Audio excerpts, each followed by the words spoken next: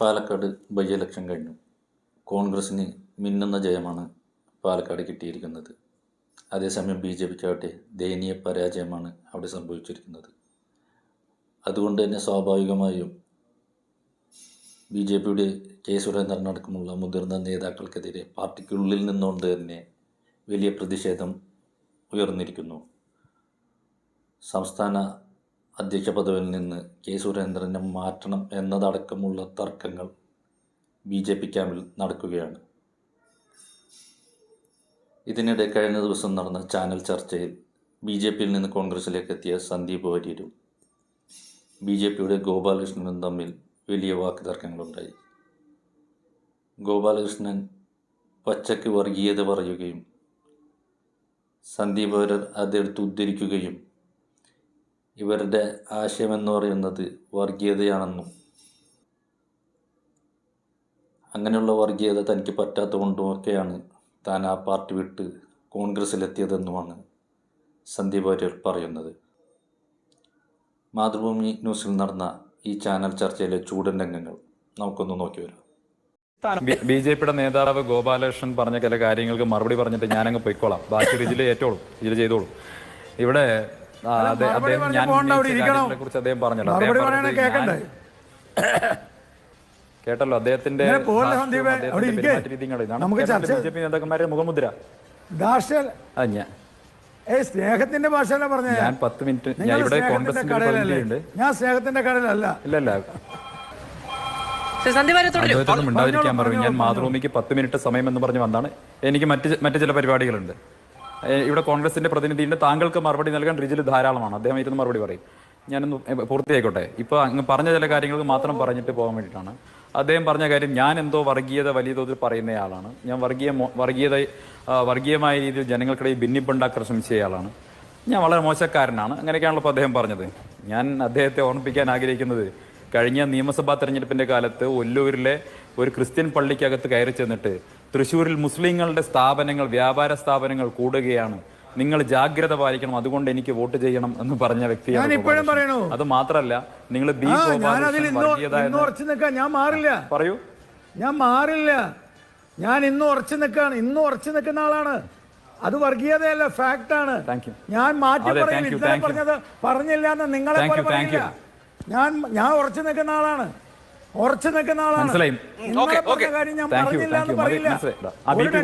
പറഞ്ഞോട്ടെ, എനിക്ക് BP ഇല്ല. ഇപ്പൊ പ്രേക്ഷകർക്ക് മനസ്സിലായല്ലോ. ഇപ്പൊ പ്രേക്ഷകർക്ക് മനസ്സിലായല്ലോ. ഞാൻ നേരത്തെ ഉണ്ടായിരുന്നത് പരമത വിദ്വേഷം വെച്ചു പുലർത്തുന്ന ഒരു ഫാക്ടറിയിലായിരുന്നു. ഇപ്പൊ പ്രേക്ഷകർക്ക് മനസ്സിലായല്ലോ, പരമത വിദ്വേഷം വെച്ചു പുലർത്തുന്ന ഒരു ഫാക്ടറിയിലാണ് ഞാൻ ഉണ്ടായിരുന്നത്. അവിടുന്ന് ഞാൻ ഇറങ്ങാൻ തീരുമാനിച്ചു. അതുകൊണ്ട് തന്നെ എന്റെ ഭൂതകാലത്ത് റദ്ദ് ചെയ്തുകൊണ്ട് തള്ളിപ്പറഞ്ഞത് പ്രേക്ഷകർക്ക് മനസ്സിലായിട്ടുണ്ടല്ലോ. ഒരു മിനിറ്റ്, ഒരു കാര്യം ചോദിക്കട്ടെ,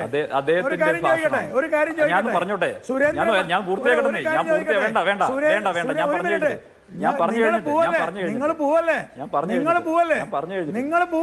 ഞാൻ പറഞ്ഞു കഴിഞ്ഞിട്ട് കെ സുരേന്ദ്രൻ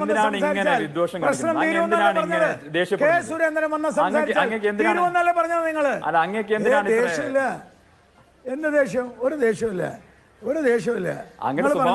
പ്രേക്ഷകർക്ക് മനസ്സിലാവുന്നുണ്ടല്ലോ. സംസാരിക്കുന്നതാണോ ഇരിക്കടോ അവിടെ എന്നൊക്കെ പറയുമ്പോ പറയുന്ന രീതി കാണുമ്പോ ജനങ്ങൾക്ക് മനസ്സിലാവുമല്ലോ. അങ്ങയുടെ ധാർഷ്ട്യം, അങ്ങയുടെ ധിക്കാരം, അങ്ങയുടെ മുഖഭാവം, അങ്ങയുടെ പുച്ഛം, മറ്റുള്ളവരോടുള്ള പുച്ഛം, ഇതൊക്കെ മുഖത്ത് കാണുന്നുണ്ട്. അങ്ങയുടെ മുഖത്ത് കാണുന്നുണ്ട്. അങ്ങക്ക് എല്ലാവരോടും പുച്ഛമുണ്ടല്ലോ, സർവജ്ഞപീഠം കയറിയ അഹങ്കാരമുണ്ടല്ലോ, അങ്ങയുടെ മുഖത്ത് കാണുന്നുണ്ട്. അങ്ങക്ക് ഇപ്പൊ ദേഷ്യം കൂടുന്നുണ്ട്, അങ്ങക്ക് ദേഷ്യം കൂടുന്നുണ്ട്, അങ്ങക്ക് ദേഷ്യം വരുന്നുണ്ട്, എനിക്ക് മനസ്സിലാവുന്നുണ്ട്. നിങ്ങൾക്ക് ദേഷ്യം വരുന്നുണ്ട്, നിങ്ങൾക്ക് BP വരുന്നുണ്ട്, നിങ്ങളുടെ പ്രഷർ കൂടുന്നുണ്ട്, നിങ്ങൾക്ക് ദേഷ്യം വരുന്നുണ്ട്. ഇതാണ് നിങ്ങളുടെ പ്രശ്നം. ഇതാണ് വിദ്വേഷം അമിപ്പിക്കുന്ന പ്രേക്ഷകരെ, ഇതാണ് വിദ്വേഷം അമിപ്പിക്കുന്ന വർഗീയതയുടെ ഫാക്ടറി. ആ ഫാക്ടറിയാണ് ഞാൻ ഇറങ്ങി പോന്നിട്ടുള്ളത്. തൃശ്ശൂർ ടൗണിൽ മുസ്ലിങ്ങളുടെ കട കൂടുന്നത് കൊണ്ട് എനിക്ക് വോട്ട് ചെയ്യണമെന്ന് പറയുന്ന പരമത വിദ്വേഷത്തിന്റെ ഫാക്ടറി എന്ന് ഞാൻ ഇറങ്ങി പോകുന്നത്. ഗോപാലകൃഷ്ണൻ, എനിക്ക് അഭിമാനമേ ഇറങ്ങി പോകുന്നത്. ഒന്ന് ഞാൻ പറഞ്ഞോട്ടെ ഗോപാലകൃഷ്ണ, ഞാൻ പറഞ്ഞോട്ടെ ഗോപാലകൃഷ്ണ, നിങ്ങൾക്ക് എന്ത് ടെൻഷൻ?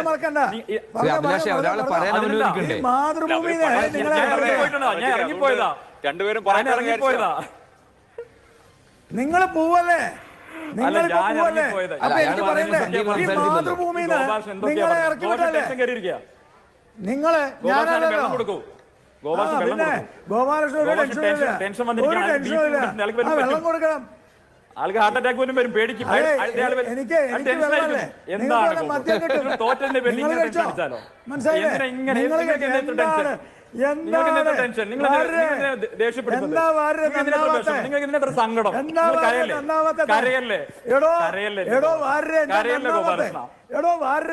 നന്നാവത്തെ എടോ വാരേ താനെന്താ നന്നാവാത്തെ നിങ്ങളുടെ ചാണക രക്ഷപ്പെട്ടു വന്നിരിക്കുക.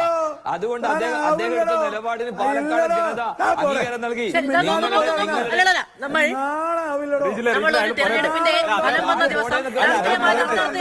പറയാൻ തുടങ്ങിയത് കംപ്ലീറ്റ് ചെയ്യട്ടെ. തന്നെ പോലത്തെ ഒട്ടക ഗോപാലകൃഷ്ണനാണോ നെയിം കോളിംഗ് ഒന്നും വേണ്ട. ഇത് നമ്മൾ പറയാനുള്ള കാര്യങ്ങളൊക്കെ അങ്ങ് പറഞ്ഞു പോവാ. അദ്ദേഹം പറയാൻ വന്ന കാര്യം പറഞ്ഞു തീർക്കട്ടെ. സന്ദീപിന് പോവാൻ വേണമല്ലോ. അല്ല ഞാൻ മാധുവിനോട് 10 മിനിറ്റ് വന്ന് പറഞ്ഞു വന്നാണ്. ഞാനൊരു കാര്യം പറയാം. എന്റെ സമയം നിശ്ചയിക്കണം. ഞങ്ങളുടെ പഴയ ആളോടാ സംസാരിച്ചത്. ഞാൻ പൂർത്തിയാക്കി. അതാ കണ്ടോ, ഇനി അദ്ദേഹം പറയട്ടെ. ശോഭാലകൃഷ്ണൻ അദ്ദേഹം പോയാലും താങ്കൾക്ക് പറയാലോ. അതിന് തിരിച്ചു പറഞ്ഞത്. ശരി, ശ്രീ സന്ദീപ് വാര്യർ പറയാം. അപ്പൊ ഞാൻ ഇത്രേ പറയുന്നുള്ളൂ. അതായത് അദ്ദേഹം ഓൺ സ്ക്രീൻ അഡ്മിറ്റ് ചെയ്തിരിക്കുകയാണ്, തൃശ്ശൂർ ടൗണിൽ ക്രിസ്ത്യാനികളെക്കാൾ കൂടുതൽ മുസ്ലിങ്ങളുടെ കടകൾ വരുന്നു, അതുകൊണ്ടത് തടയേണ്ടതാണ്, അതിന് എനിക്ക് വോട്ട് ചെയ്യണമെന്ന് അദ്ദേഹം അന്ന് പറഞ്ഞ കാര്യത്തെ അദ്ദേഹം ഓൺ ചെയ്യും. അത് തെരഞ്ഞെടുപ്പിന്റെ ഘട്ടത്തിൽ ഒരു സ്ഥാനാർത്ഥി പറയാൻ പാടില്ലാത്തത്ര വർഗീയതയാണ് അദ്ദേഹം പറഞ്ഞത്. അതിനെ ഓൺ ചെയ്യുന്നത് കൊണ്ട് തന്നെ ഞാൻ എന്തായാലും ആ വിദ്വേഷം വമിപ്പിക്കുന്ന ഫാക്ടറിയിൽ ഗോപാലകൃഷ്ണനോടൊപ്പം പ്രവർത്തിക്കാൻ തയ്യാറല്ല എന്നുള്ള എന്റെ സ്റ്റാൻഡ് ഇപ്പോൾ കേരളത്തിലെ ജനങ്ങൾക്ക് ബോധ്യപ്പെട്ടിട്ടുണ്ടാവും. ഞാൻ നേരത്തെ പറഞ്ഞില്ല, എന്റെ ഭൂതകാലത്ത് നിങ്ങളുടെ പാർട്ടിയുടെ ഭാഗമായി നിൽക്കുന്ന സമയത്ത് പറഞ്ഞിട്ടുള്ള കാര്യങ്ങളെ പൂർണ്ണമായും തള്ളിക്കളയുകയും ആ പ്രത്യയശാസ്ത്രത്തെ ഉപേക്ഷിക്കുകയും ചെയ്തതിനു ശേഷം ഇന്ന് കോൺഗ്രസ് പാർട്ടിയിലാണുള്ളത്. ആ കോൺഗ്രസ് പാർട്ടിയിൽ മതനിരപേക്ഷയുടെ ഭാഗത്താണുള്ളത്. അതിലെനിക്ക് അഭിമാനമേ ഉള്ളൂ. 1. 2, അദ്ദേഹം എന്നെ നല്ല സുഹൃത്താണെന്നൊക്കെ പറഞ്ഞു. അദ്ദേഹം 2-3 ദിവസം മുമ്പ് അദ്ദേഹം എന്നെ കുറിച്ച് എഴുതിയ ഫേസ്ബുക്ക് പോസ്റ്റ് ഒക്കെ ഒന്ന് വായിച്ചു നോക്കിയാൽ മതി. അദ്ദേഹത്തിന്റെ സൗഹൃദ ഭാഷയും അദ്ദേഹത്തിന്റെ മിതത്വം ഒക്കെ നമുക്കത് വായിക്കാൻ പറ്റും. അദ്ദേഹത്തിന്റെ സാംസ്കാരിക സമ്പന്നതയും ഒക്കെ അതിലെ പദപ്രയോഗങ്ങൾ കാണാൻ സാധിക്കും. അപ്പൊ രാഷ്ട്രീയമായിട്ട് എതിർക്കുന്നതിന് പകരം വ്യക്തിപരമായിട്ട് എതിർക്കുകയും വ്യക്തിപരമായിട്ട് അധിക്ഷേപിക്കുകയും അങ്ങേയറ്റത്തെ മ്ലേച്ഛമായിട്ടുള്ള വാക്കുകൾ ഉപയോഗിക്കുകയും ചെയ്തിട്ടുള്ള മിസ്റ്റർ ഗോപാൽ വാസ്തവത്തിൽ ജനങ്ങളെ വിഡ്ഢികളാക്കുന്നതാണ്. 1. ഞാൻ ഞാൻ പൂർത്തിയാക്കട്ടെ. ഒരു സെക്കൻഡ്, ഞാൻ പൂർത്തിയാക്കട്ടെ. ഞാൻ ചില കാര്യങ്ങൾ പറയുന്നുള്ളൂ. അദ്ദേഹം പറഞ്ഞു ഇല്ല ഒരു ചോദ്യമില്ല, ഒരു ചോദ്യമില്ല. ഞാൻ പൂർത്തിയാക്കട്ടെ. അദ്ദേഹത്തിന്റെ അച്ഛൻ അദ്ദേഹത്തിന്റെ കൈ പിടിച്ച് എന്തോ പറഞ്ഞു എന്നാണ് പറയുന്നത്. ശരി, കഴിഞ്ഞ ഇത്രയും മോശക്കാരനായ, ഇത്രയും എന്താ പറയാ ചീത്ത സ്വഭാവങ്ങളുള്ള ഒരാളാണ് ഞാൻ എന്നാണ് അപ്പൊ അദ്ദേഹം ഫേസ്ബുക്ക് പോസ്റ്റിലൊക്കെ പറയുന്നത്. അയാൾ മോശക്കാരനാന്നൊക്കെ അദ്ദേഹം പറയുന്നത്. അപ്പോ അങ്ങനെ ഒരാളെയാണോ അദ്ദേഹത്തിന്റെ മകളുടെ വിവാഹ കാര്യം കഴിഞ്ഞ മാസം അദ്ദേഹം എന്നെ ഏൽപ്പിച്ചത്? അദ്ദേഹത്തിന്റെ മകളുടെ വിവാഹകാര്യം ചർച്ച ചെയ്ത് ആ പയ്യനുമായി നിരന്തരം സംസാരിക്കാനും മകളുമായി സംസാരിക്കാനും ഒക്കെ ഏർപ്പാടാക്കിയത് എന്നെയല്ലേ? ഞാൻ ഇത് പറയാൻ വെച്ചതല്ല. പക്ഷെ വ്യക്തിപരമായിട്ട് എന്റെ അച്ഛനെ കോട്ട് ചെയ്തുകൊണ്ട് പറയുകയാണ്, അങ്ങയുടെ മകളുടെ വിവാഹകാര്യം 1 മാസക്കാലം മുമ്പ് ഏൽപ്പിച്ചത് എന്നെയായിരുന്നു. സംസാരിക്കാൻ വേണ്ടി ഒന്നും മറക്കരുത്. ഇല്ലാത്ത സമയം ഉണ്ടാക്കി സംസാരിച്ച ആളാണ് ഞാൻ. അതിലേക്കൊന്നും കിടക്കാൻ ഞാൻ ആഗ്രഹിക്കുന്നില്ല. പക്ഷെ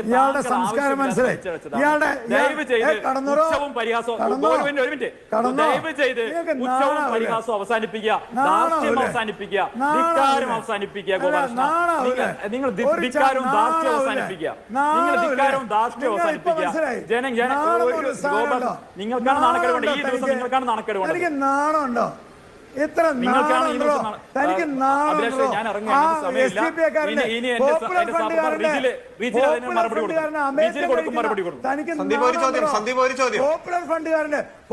ഫണ്ടുകാരന്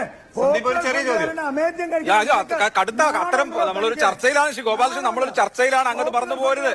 അങ്ങ് മറന്നു പോരുത്. ഇതൊരു ചർച്ചയാണ്. നമ്മൾ ചർച്ചയിൽ ഉപയോഗിക്കേണ്ടത് ശരിയായ പദപ്രയോഗങ്ങളാണ്.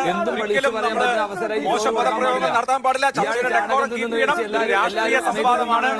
വ്യക്തിപരമായി നിങ്ങൾ രണ്ടുപേരും പറഞ്ഞു തെറ്റായി പോയി എന്നാണ് എനിക്ക് തോന്നുന്നത്. അങ്ങനെ ചെയ്യാൻ പാടില്ല, അങ്ങനെ പറയാൻ പാടില്ല. എല്ലാവരും അത് ഭക്ഷിക്കുന്നവരാണോ? അല്ല, ഞാൻ പറയട്ടെ, എല്ലാവരും കേൾക്കും. നമ്മൾ വളരെ മാന്യമായ നിലയിൽ രാഷ്ട്രീയ സംവാദം, ഇന്ന് ഇലക്ഷൻ റിസൾട്ട് വന്ന ദിവസമല്ലേ, നമുക്ക് രാഷ്ട്രീയ സംവാദമാവാം, നമുക്ക് രാഷ്ട്രീയ സംവാദമാകാം. വ്യക്തിപരമായിട്ടുള്ള എല്ലാ കാര്യങ്ങളും വിടും.